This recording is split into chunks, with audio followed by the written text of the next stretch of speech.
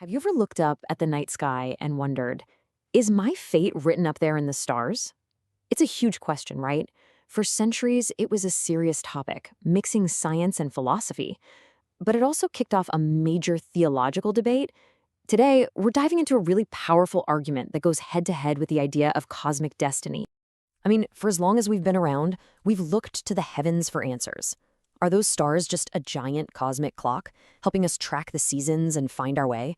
Or do they hold some deeper power, actively shaping our lives and deciding our fate from way up there?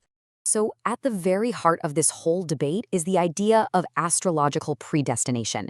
This is the belief that the planets aren't just, distant balls of rock and gas. No, it's the idea that they are the actual authors of our life story, that they decide everything from the moment we're born to the day we die. But, not everyone was on board with this idea of cosmic control, not by a long shot. It actually faced a really powerful challenge from a key theological perspective. A respected Imam flat out rejected the whole idea, which, as you can imagine, set the stage for a major clash of worldviews. And listen to how forceful this rebuttal is. This isn't just a friendly disagreement, it's framed as a massive spiritual mistake. The idea was that if you believe stars control your destiny, you're directly challenging the belief in a single, all-powerful creator. I mean, the stakes could not be higher. So what is the proper role of the heavens then, according to this view? Well, they're seen as these incredible, practical tools that were created with a purpose.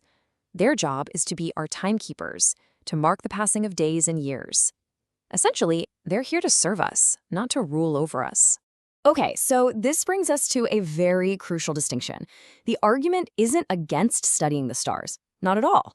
It's about drawing a very sharp line between what was seen as legitimate science, astronomy, and what was viewed as just harmful superstition. So what kind of stuff was considered, crossing the line?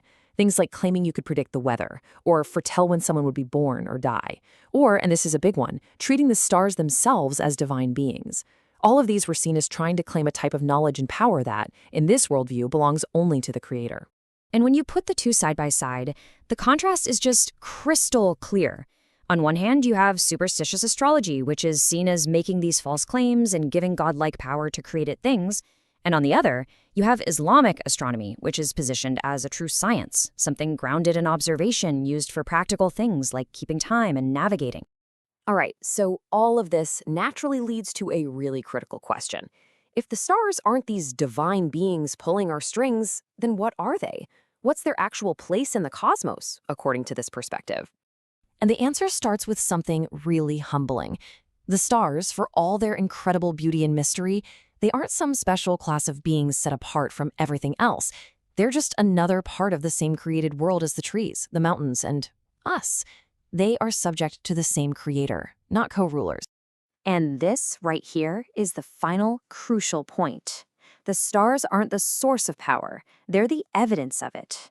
Their incredible grandeur isn't meant to make us worship them, it's meant to inspire awe for the power that put them there in the first place.